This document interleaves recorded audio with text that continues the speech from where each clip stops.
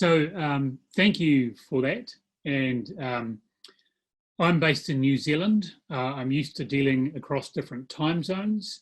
What I call this when I'm dealing in European time zones is the coffee and wine shift.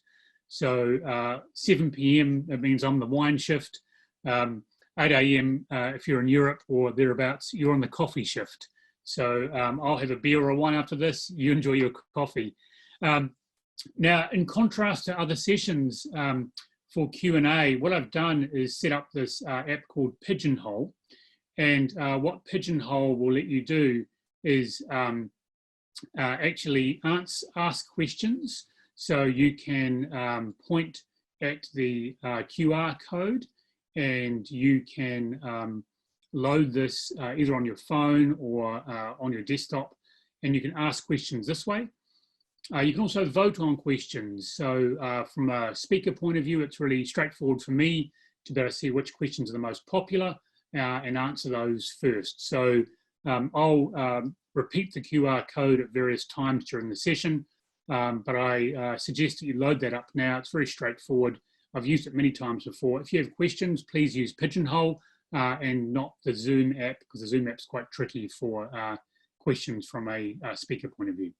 So without further ado, so I've worked in the area of foresight for many years now and strategic thinking, worked alongside some of the best foresight teams in the world. In 2007 or 2006, we did a piece of work alongside the Shell Game Changer team in The Hague. And this is called Technology Futures. Looked at the impact of technology on society on a 20-year timeframe. Working with the Game Changer team, fabulous experience, one of the most forward-thinking futures teams in the world. They feed into the Shell Scenarios team, and that was a really interesting learning curve. Myself and colleagues who worked on this program at the time then took some of the key insights and set up the world's largest open foresight program. It's called Future Agenda. And if you look at the website, it's futureagenda.org. I'm no longer part of the core team, but the team based in London maintain this treasure trove of information on a regular basis. It's the world's largest foresight program. Any information and insights that are developed are all free to share online. So if you're looking for a useful source of information around macro scale trends or drivers at the moment, I'd highly recommend that you look at futureagenda.org. Now, one of the things that I think foresight should do in futures thinking is spark change. So at the end of the day, you want people to think about the information that you're providing and start difficult conversations which eventually prepare people for change. And I'm going to talk about a couple of case studies where change was the ultimate outcome of the work, but they had quite different results along the way. Now, one of these case studies ended up being profiled in The Guardian newspaper in the UK. Another one's been referenced in the Financial Times, also in the UK. So both quite solid and reasonably profiled pieces of work, but both had very different outcomes. So if we look at change, then my takeaway from working in this space for a couple of decades is this. It's really, really hard. And people underestimate just how hard change is. So to put it in perspective, there was this lovely piece of work done many years ago now around looking at how people had open heart surgery, changed their lifestyle after surgery. And what they did was they split people into two groups. One group had open heart surgery, and afterwards they were told, you almost died. If you didn't have the surgery, you'd be in the grave right now, and you need to change your lifestyle. Exercise more, change your diet, etc., etc. and then they said goodbye. The other group, they gave the same speech to, but then they also offered them ongoing coaching and training and monthly checkups and regular development around how they could change their lifestyle. And what they found was that for those people who had the stern talking to and no coaching, they didn't actually change their lifestyle whatsoever. So bear in mind, this is a life or death situation. You couldn't get much more personal around the need to make change. And yet people that had been given the stern telling off and said, if you carry on living your life the way you've lived, you will die. Still, they could not change. Those people that actually had the regular coaching and the monthly follow-ups, the nutritional advice and the fitness advice managed to make substantial changes in their life. So the key takeaway from this is that the odds are stacked against you making change by about 9 to 1. So if you think that you can actually go into an organization with a piece of foresight or work in a complex system with a foresight mindset and develop work to make change happen, the odds are stacked against you. And how I work with clients in this space when they listen to that piece of research is I ask them a simple question. I could say to them, imagine you go to the dentist. The dentist says you're actually going to lose teeth if you don't start flossing. And everybody knows how good flossing is. You have an audience of 30 people in the room and you say to them, I can show you the evidence. I could put pictures up of rotting teeth and gum disease, etc., and tell you should start flossing, and come back in 30 days and ask you how many have started flossing, and the answer would be 0. Change is really, really hard. But still, most people and some leaders still believe that this is the way to make change happen. It's really important you underline the important bits. You put stuff in bold.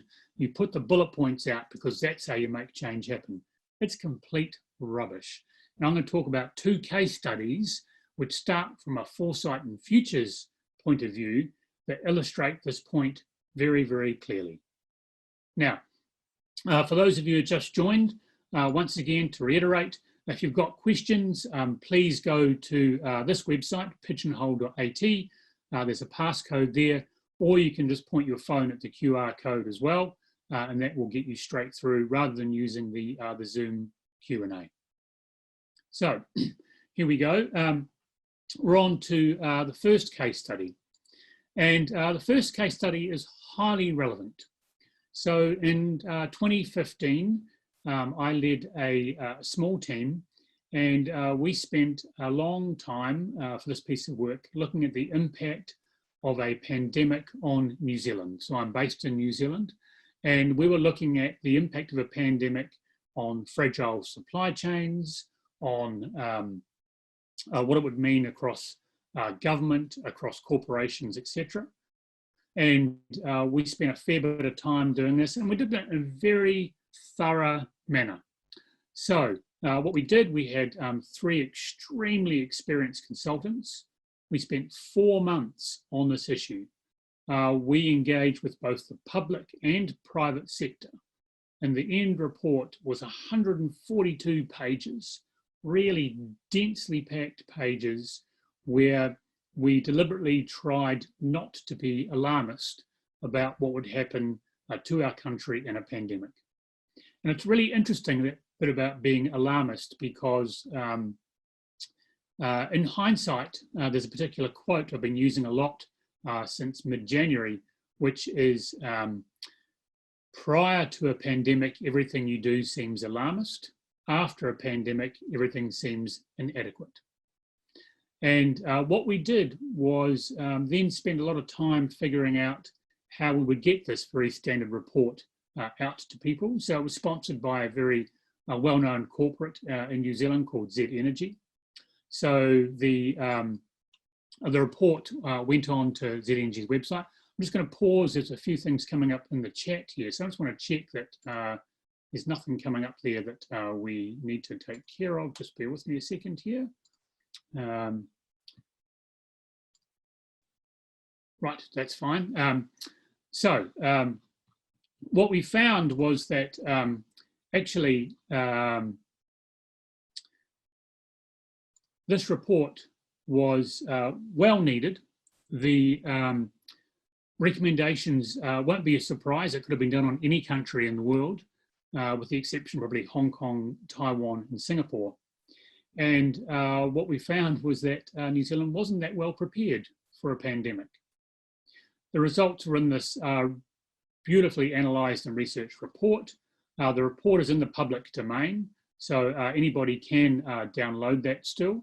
Here it is here, very understated, once again, not trying to be alarmist, and we made it pretty densely packed, full of information, so that policymakers, regulators, corporate strategy teams could dig all the way through the relevant information and make the right decisions. The report even got profiled in the Financial Times, as I mentioned earlier, but it got profiled in the Financial Times only 3 days ago. Bear in mind, we did the report in 2015. And in 2015, we did the report. I will show you the reaction that it created amongst senior government officials and corporates. And this is the reaction it had.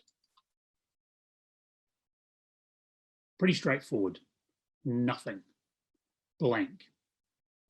A CEO client of mine took this report to one of his key industry lobby groups 2 years ago and got really worked up when he left the meeting, rang me up and said, Roger, I spent a whole lot of time talking to this group and I've done nothing. Another one of my clients, who was one of my clients back in 2015, in early January, I sent him the report and reminded him. I said, look, you should look at this report.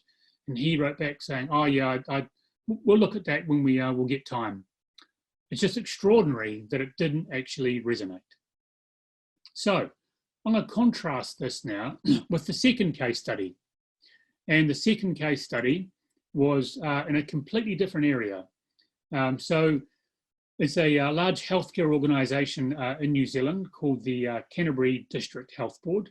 To give you some context around this, this is the size of the organisation. It's around 18,000 people, about $1.4 billion spent every year. And they had a very clear need to change starting when we started work. It was about 2007, 2008. So at the same time that I was travelling from New Zealand across to The Hague for this work for the Shell teams, I was also working locally with this other unlikely client, which proved to be a similar level of joy to work for and with. And their case for change was pretty straightforward. What you had was a healthcare system that had a really toxic culture, and where clinicians regularly expressed their displeasure about the health system by writing editorials, op-eds, or front page headlines to the media. So the challenge from the chief exec was, how do we actually create a health system which is fit for purpose and will help us through the next 10 years? And so what we did was we said, actually, we believe that people working in this system will have the answers. They just haven't been able to put them together in a way that actually can have this coherent vision going forward. So we said, let's find 80 people who you consider to be thought leaders and influencers across the system, not necessarily hierarchical leaders, but thought leaders, and we'll get them together and we will run them through this process that they can bring their vision to the fore. So we called these people the 80, and what we did was we brought them together for a series of 3-day workshops. And during those 3-day workshops, what we did was quite a carefully constructed process to take them from insights from other industries right through to implications for healthcare. And what was interesting was at the end of these 3 days, we had these really fantastic insights around how to create a health system which was fit for purpose for 10 years. Essentially what we did was created a vision for the system. We reframed some of the key challenges in health, and this is really key to understanding how you make this change happen. So often in healthcare, because it's usually government funded, you find that there's a huge push to actually go for monetary savings. And so we said, actually, don't focus on money. Money will disincentivize people. So what we said instead was you should focus on another metric, which is patient time. So people work in healthcare to help people. The more time people spend in hospitals and the like, the more likely they are to encounter unnecessary harm. And so when you reframe the challenge around keeping people out of the system and valuing patient time, a byproduct of that is that you start to save money. So we had this really nice vision lined up, but we only had 80 people out of 18,000.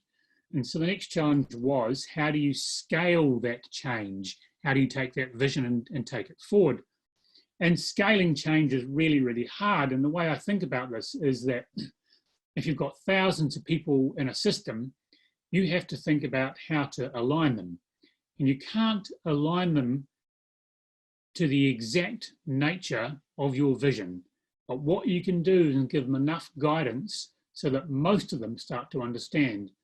And the analogy I use is that it's like having iron filings that you throw on the table, and you run a magnet across the top. And what you get is most of the iron filings lining up. You'll never get everything lining up, but you get most of them. And that's when you start to get alignment. And when you start to get alignment, you get change in complex systems. So what we did was that we thought about how we would scale change, and we decided we'd create this sort of roadshow cross corporate vision, cross interactive museum, and bring it to life. So we took over this disused warehouse. We made this series of exhibits called Our Health, it's called Showcase, run in 2009, and we took people through in groups of 10. Now, this is really interesting because it gets into the field of what I call experiential futures. So how do you create experiences that resonate strongly with people, that bring future states to life in a way they want to participate in them? This is really interesting contrast to how to create change as opposed to the standard report I talked about earlier. Now, we made these exhibits all the way through this large warehouse. People came through in groups of 10. We did things like take them back to the past. So we had material on the screen you can see behind there where we showed up images of how things used to be. Those chairs, for example, were taken from a recently demolished nursing home. People sat in the chairs and started conversation straight away. I remember these chairs. We used to sit in these chairs and talk to so-and-so. And we took them back to how healthcare used to be before we decided to take them forward. Now, I'm going to give you a very, very abbreviated version of this whole process because I could talk to you for 2 hours about this alone. So I'm going to speed through it. So bear with me while I talk through Showcase. We created a series of exhibits. Each exhibit was designed to be interactive and immersive. Here, for example, we said, where can you learn from around the world? Often people in healthcare have this idea that there's nobody else facing their own problems and no one can help them. And we put that out straight away and we said, actually, there are other organizations around the world in healthcare you can learn from, and here's some case studies. We did scenarios. We brought these scenarios to life. Did this in such a way that we just did 2 scenarios. One was status quo, if nothing changed. One was how would a patient be in a changed healthcare system? So bear in mind, this is 2009. We picked arbitrary points in time. We did 2009, 2011, 2014, 2017. And we said at the end of it, can you see how things start to change? Because we did backcasting. We sat down with a group of experts and we said to them, imagine it's 2020 or 2019, and how would things look like in an ideal system for patients in this particular scenario? And they said it would look like this and this and this, and we built that scenario and brought it to life. And then we said, okay, so what would it look like 2 years prior, and then 2 years prior to that, and 2 years prior to that? And we got to the point where we had a scenario for 2011. And what it created was a situation where people actually came into this, this exhibit And they could see very clearly that it wasn't just, we're going to have this vision for 2020. They said, we actually need to start changing now, because if you don't change now, the gradients get steeper and steeper. So backcasting was really important here. For the final scenario in 2019, what we did was we brought it to life. So this is a mock-up of a patient talking to an expert nurse, for example, in a living room. Excuse me. And what we did, we used an actual expert patient and her expert nurse and mocked them up through this conversation. It was really interesting because some people looked at this and said, oh, she must be in her 80s and she'd never used Skype. And we said, actually, she's in her late 70s. She lives in a different city to her grandchildren, and she uses Skype every week to catch up with them. So everything had to be real through this process.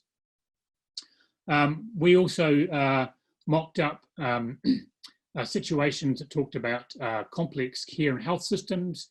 On the screen here is a GP talking about how things might be in the future. On the walls here are discussions and graphical recordings around complex care and how it would look like in a complex health system, because people never understood prior to this what a complex system was or their part in it. The other thing that's really interesting in healthcare and also in large organisations is people think that change starts with somebody else. You know, we can change, but I'm not going to do it at somebody else's job. So what we did was we showcased individuals who had made large-scale change happen. This we called the blood room.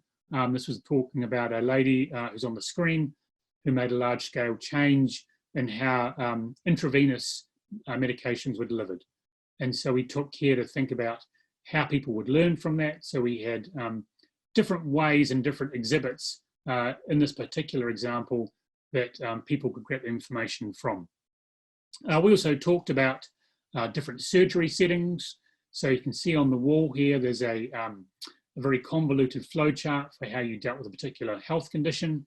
You can't see, but on the screen on the wall was a surgeon talking about what the system created for patients and how it was a terrible outcome. And then he said, so to find out how we changed it, push the bed through the wall. People stopped and went, what? How do you do that?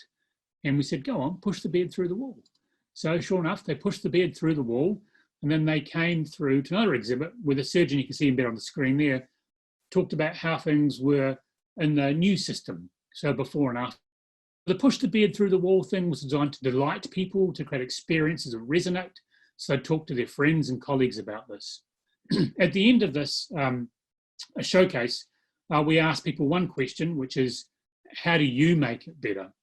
And we debriefed them, and then after the debriefing, we recorded all their comments, and we gave each group of 10 that came through a capture of their feedback session. We didn't tell anybody what to do with this information, but what we found was that people took it away and stuck it up on walls through the health system, and we didn't tell them where to put it or how to explain it or anything, but of their own volition, these large-scale drawings started appearing all around the health system in Canterbury. And to get these photos, I literally walked around one of the hospitals and said, put my head into offices and said, has anybody been to Showcase? And they'll go, yes, we've been to Showcase. And I said, has anybody got one of the takeaway drawings? And they all would take me across notice board and they'd point them out proudly. So here's one, for example, where there's 4 on the wall. And they started conversations. People would say, oh, I went to Showcase and, you know, I saw this and saw that. So you start in conversations at scale across complex systems. The other thing we did was we said to people, tell us what you thought at the end of Showcase. So we got them to write their feedback and put it on the wall. So the walls very quickly filled up with this feedback. Here's an example of what it looks like close up. And you can see some of the reactions, which is what we wanted to create. Like a journey we want to take and the map seems clearer. So creating a vision, having it resonate with somebody, and then enlisting them on that journey going forward.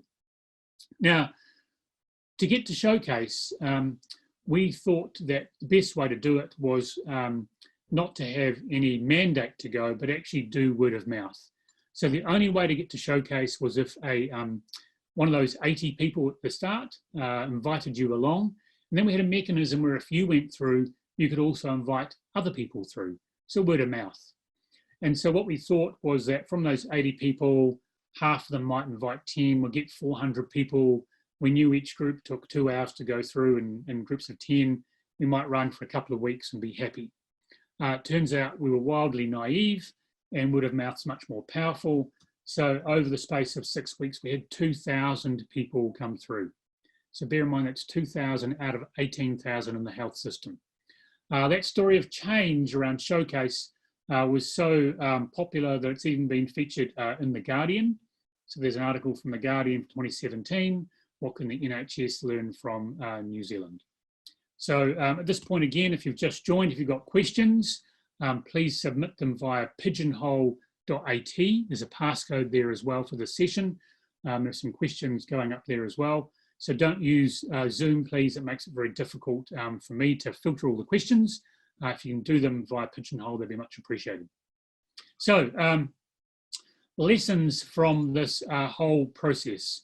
So the contrast between putting a report out in public domain that's very dry and esoteric, and hoping that regulators and policymakers and strategists will pick it up and run with it, turned out to be probably a misstep, and we didn't actually push the boundaries as far as we should have. And so when it comes to making change from foresight, you have to have a high tolerance for risk. So think about the healthcare example with the chief exec, and one of his reflections on the process was this. When I briefed him at the time, he was nodding and smiling. After the first week of Showcase, he came around and said to me this. It was a really interesting reflection. He thought it was worth the risk. The other key lesson from this whole process is that you have to build a narrative, right? If you can't build a storyline around your work that helps create resonance that makes change, just stop. And the contrast between the pandemic report we did and the TDHB story is very clear. Our challenge with the pandemic report was we didn't want to be alarmist. Possibly in hindsight, that was a mistake. Hindsight's always perfect. I'll show you how the Canterbury DHB communicates its vision, which is really interesting, which is not through black and white or underlining the important bits or using bold and PowerPoints. It's through this. This one single page is what you'll see all around the Canterbury healthcare system, and this is what resonates with people.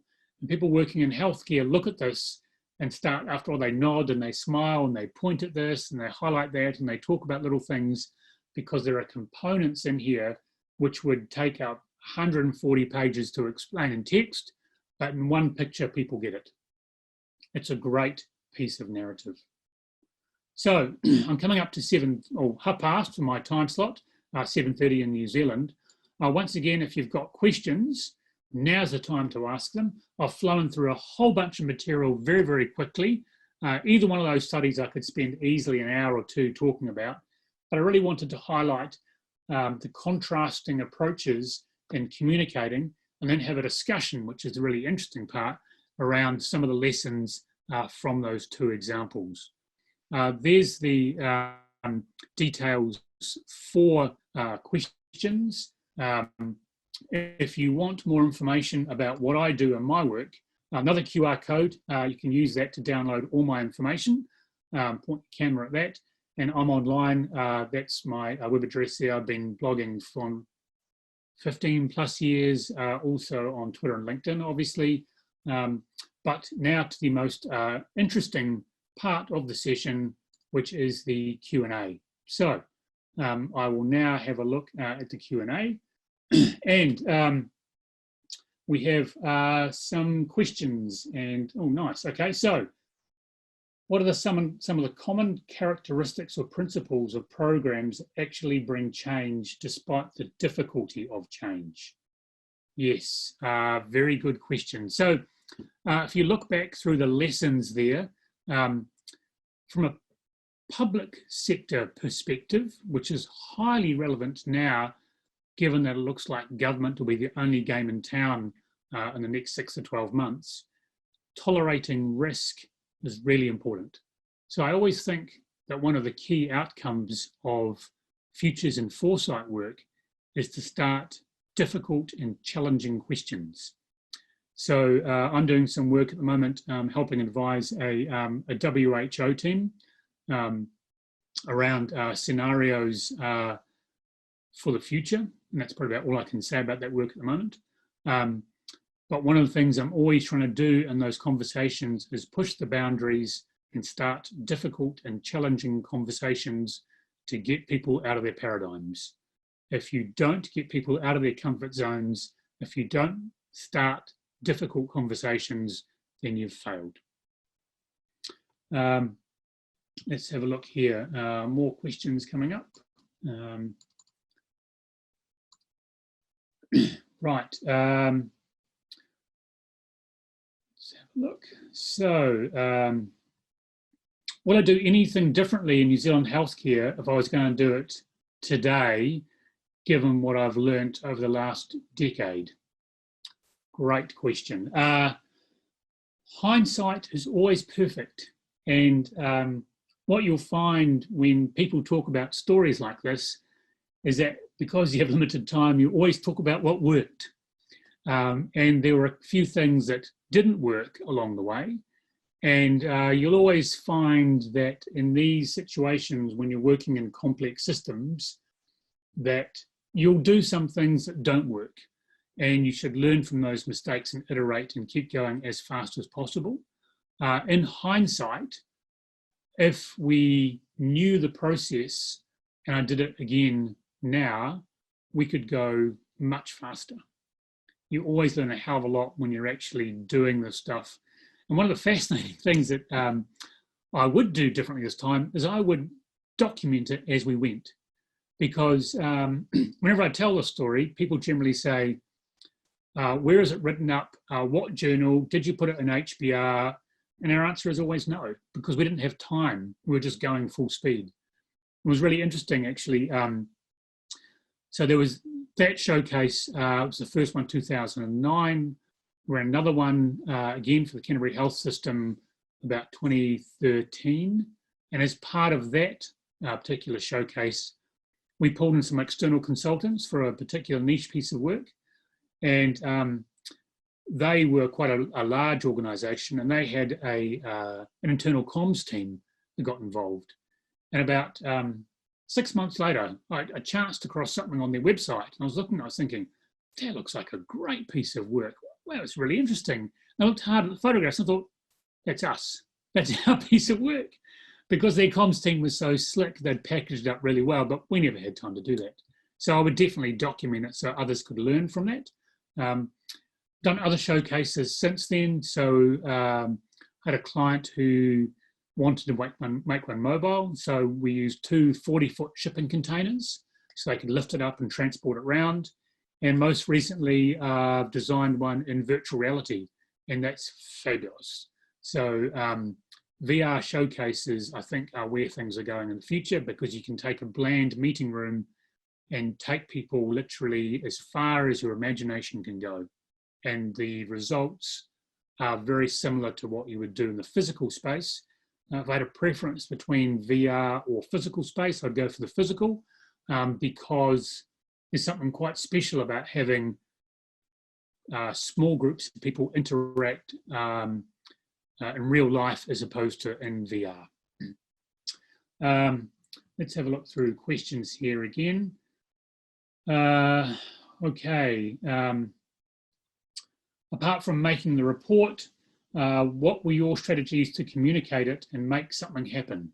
Yeah, and I presume the report, you're talking about the pandemic report. So we spent an awful lot of time talking with senior government officials, with supply chain managers inside large corporates, and ministers as well.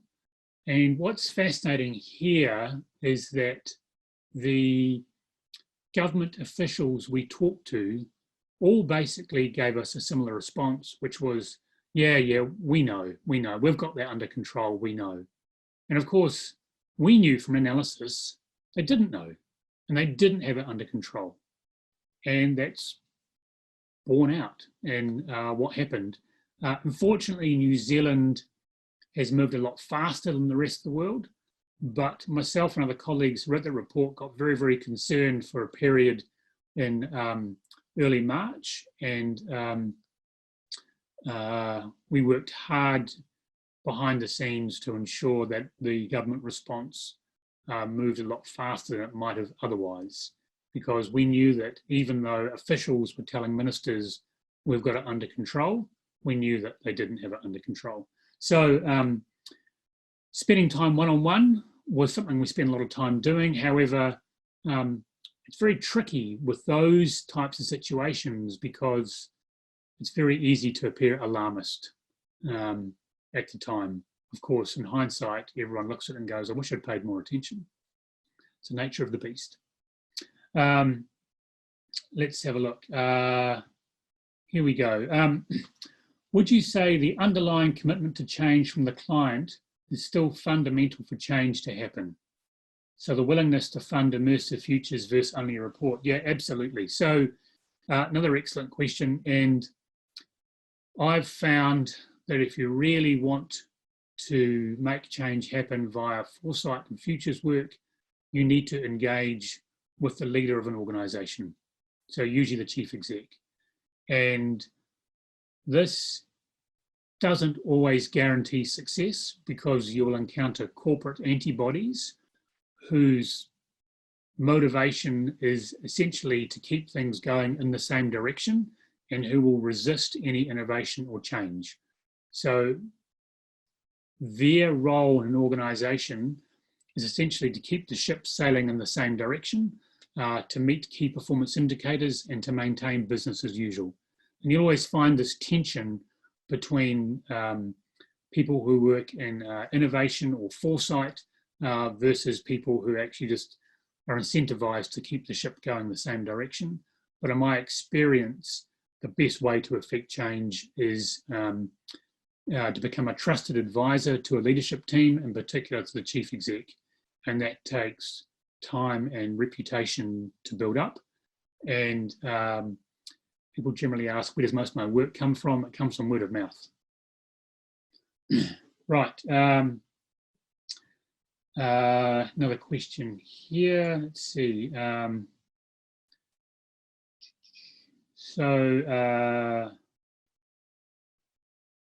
Funding. Okay, so please share how these projects were funded, how many people were involved, and how your engagement lasted. Was I hired as a change consultant to deliver sustained guidance mentoring? So in the CDHB example, one of the very fortunate characteristics of the chief exec, and we've actually dealt with three chief execs through that process, is their high tolerance for risk and trust, especially not quite knowing what the next steps should be. So in hindsight, it's always easy to look back and see what you've done. But when you are trying to make change in complex systems, like I said earlier, you always make mistakes. And been very, very fortunate to have client leaders who are tolerant of mistakes, but very trusting in the process. And the way to build trust in that regard is to start with small wins and then work your way up. So if I'd gone to the chief exec of the CDHB straight away in 2009 and said, hey, I've got this idea, I'm going to need a 2,000 square metre warehouse, some theatre set designers, some electricians, some carpenters, some video crews, some photographers, some painters, and we're going to create this sort of immersive exhibit. I just would have been shut out of the whole process. But because we started small, incremental, and worked our way through and built trust, by the time we got to that point, even though I was absolutely sure the chief exec of that organization really didn't understand what I was talking about, and you can think later on, he still said yes. So building that trust up early on. So I think, oh, and the other project was funded by also by corporate leaders who I had developed a high degree of trust with. So when I said to them, I think this issue is important and here's why, we need to do some work on this, they were very generous in their support and funding. And it's important to note support is different from funding sometimes. Often you might get one but not the other. It's ideal to get both if you can. Let's have a look. Other votes.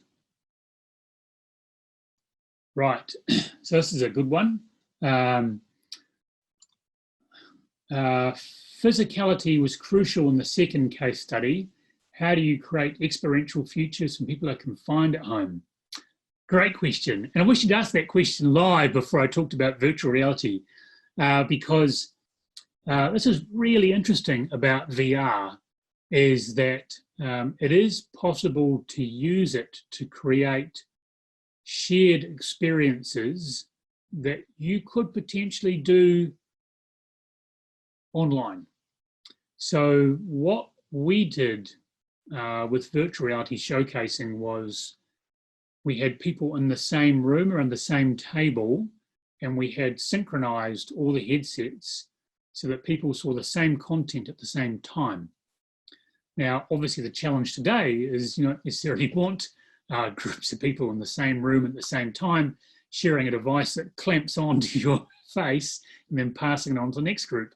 So I think there's potentially a way in which you could have groups of people interacting via this sort of medium while having a virtual experience through VR. And it's something we toyed with at the time. There's a few technical challenges around doing that, but they're not insurmountable.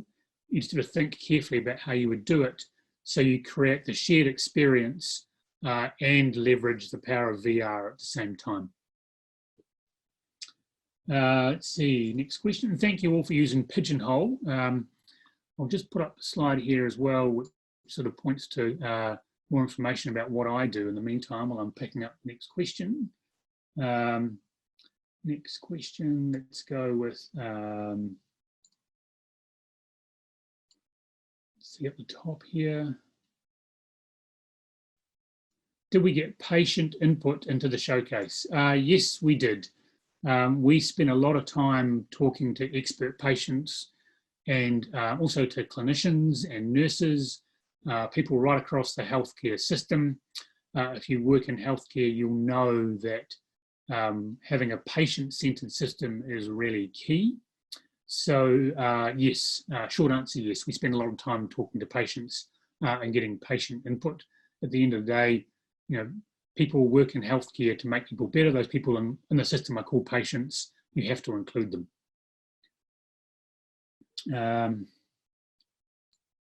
Let's see, what haven't I answered?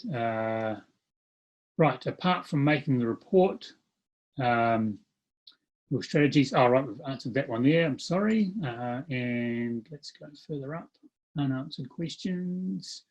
How do you pivot and manage change narrative to make the change sustained? Excellent question. I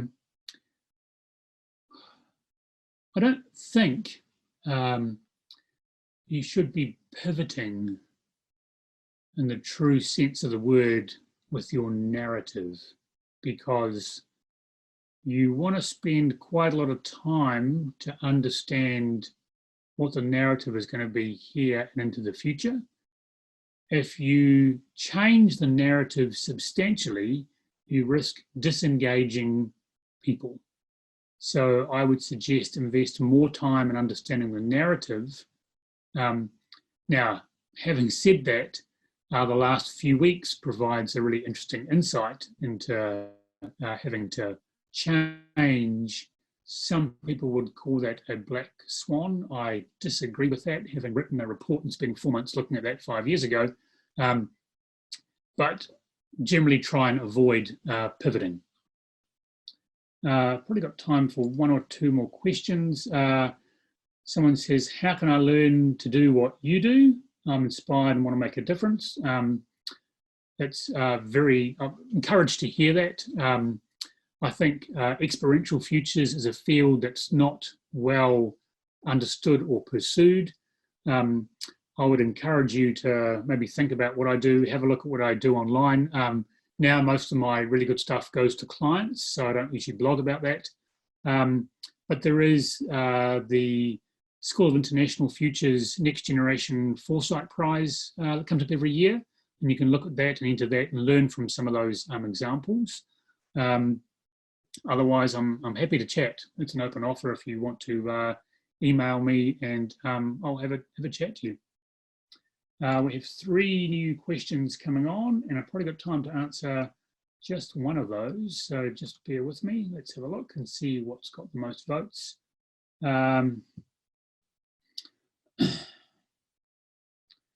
Let's have a look. Seems like the essence of this talk really is about how important designers and artists are to making futures relevant, experiential, and resonant with the audience. Why not specify it? Not quite sure what you mean there by specify it. I think that one of the purposes of foresight and futures thinking is to create a change down the line, and to create that change you need to engage people who are really good at bringing narratives to life. Often that might not be the people that designed the future states in the first place. And so you need to engage others to bring that narrative to life. So that's where I think there's a mix there. And the teams that I work with really cut across a whole bunch of disciplines and work seamlessly together, understanding that there's always this nice creative tension between the end goal and how to create that narrative. Let's have a look. Last one here with 3 votes. I think we're running out of time shortly. What were your challenges to sell your experiential futurist projects versus traditional ones? Yeah, great question. So once again, it comes back to building up a level of trust with sponsors. The challenge is always selling your first piece of risky work. Once you've got one under your belt, it's much easier to sell it again. Starting from scratch, if you wanted to get into this area, you really would have to start small and work your way up to build trust and reputation. Experiential work, you can start in small chunks and then gradually work up, but you have to be very careful to think about what sort of chunks you would start in and how you would start to build that level of trust. Let's have a look. Do I think backcasting would work? Oh, sorry, another one here. It's got another vote. I'll take this one instead. How do you measure the impacts of your experiential project? What are the key KPIs? So in the health project, really interesting. After the first showcase, we weren't really sure. Anecdotally, people were saying they could actually see change in people and how they performed their work. But very soon afterwards, all the KPIs around healthcare outcomes started to change materially. I could get one of my colleagues from the CDHB to do a presentation and graphs and charts that would put you to sleep very quickly, but they all show the same direction of movement around improvement. And this is a story which is independently verified by a think tank in the UK called the King's Fund in London. And you can research that on the King's Fund website to understand some of those KPIs. So with that, I think that's me finished. Thank you very much for tuning in, and thanks to Fast Forward and the team for organising this really interesting process. From a speaker point of view, it's quite challenging not having that to and fro, but thanks for putting all your questions up there. If you want to get hold of me, that's my website. Feel free to email me any questions. And once again, happy to chat as well. So thank you so much for your time.